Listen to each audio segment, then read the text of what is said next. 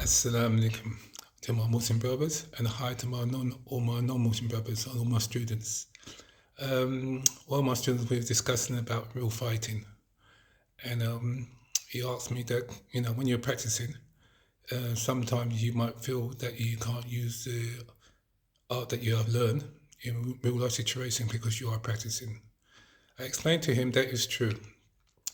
You must know how to put practice into a real life situation, get the feeling, because if you don't, when something happens in a real life situation, you may freeze.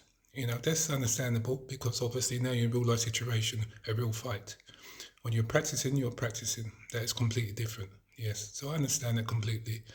For myself, the way I teach my students is that I put them close to real fighting as possible.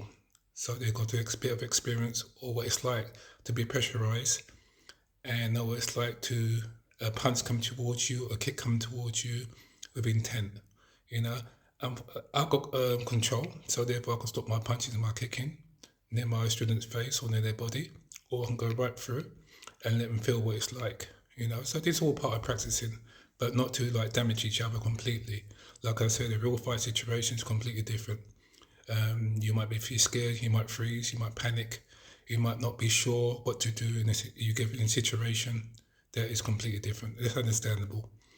But most important thing, if you have done any practice before and you have like kickboxing or ring fighting before, that's a good thing to have because you will experience the combat situation or someone attacking you, someone grabbing you, someone pushing you, someone kicking you.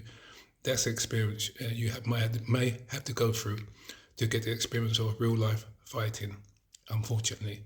Yes, but at the same time, you practice, and if your teacher can show you how to get close to reality or fighting with control, without not damaging you, breaking the arm, breaking the leg, busting your nose or your face, in practice, it can be good experience. But if you go to a real fight situation, there is no rules. Someone can break your arm, break your nose, take your eyes out, kick you in your groin, and you prepared to do the same thing also when you are fighting. Yes, so that's why we learn self-defense to defend ourselves and our family if we need to be. But when you practice with each other, you learn to practice with each other. But like I said, I will put my student close to reality as possible, so they got an idea what it's like, so don't freeze. If you never experienced before, body can go into shock and shutdown mode, and you may freeze. Yeah, so it's all about part of practicing. So with my guys, try to practice all your drills, practice correspond with each other first, and then suddenly, later on, you will let your partner attack you in any sort of way, in a given way, and see can you handle the situation or not. This is reality, so it's very important to practice with each other and practice outside the box. Like I said, most people practice with the same style. So it can be a bit easier. If the person knows more than you, the same style, he can overcome you with ease, with control, with techniques. Don't care how you look at it, how many years he practiced or not. He knows more than you, he knows the technique better than you, and it's the same style. But when you play with someone else differently, it can be experience and it can be a shutdown and it can be depressing. You might practice for martial art for many years. You come across someone who doesn't do the same style as you and it gives you a hard time. You might get a bit despondent after he might give you a hard time, give you a beating, or maybe stop you with ease, and nothing what you learn is working for you at all. And that's the experience of fighting. So you have to be really careful thinking that you don't get trapped thinking because you practice the same style all the time for many years, or practice with each other for many years. When you fight someone else differently, you might think that guess what, it's going to be the same thing like you're playing your own student or your own classmate. Unfortunately, no. It can be a shocking experience because the person's coming in a different way, different energy, and you might not know how to handle it and handle the situation. So I try to keep everything real. So my guys have practice all different types of situations, so I teach them so they don't get stuck. But most important thing, still practice your drills, your technique with each other, and then sometimes you have to come out the box and practice someone you don't know, a boxer, someone who does judo or jiu-jitsu or kicking or taekwondo or tai chi or animal style, and you see can you handle the situation or not. This is experience and how you work with things. Yeah, but like I said, don't get in the habit of thinking because you practice with each other all the time or same style, and you think you're really good, you might get a big shock. Yeah, this is just a reminder for my students and myself. I practice all the time. I've practiced with different styles before, so I've got the experience.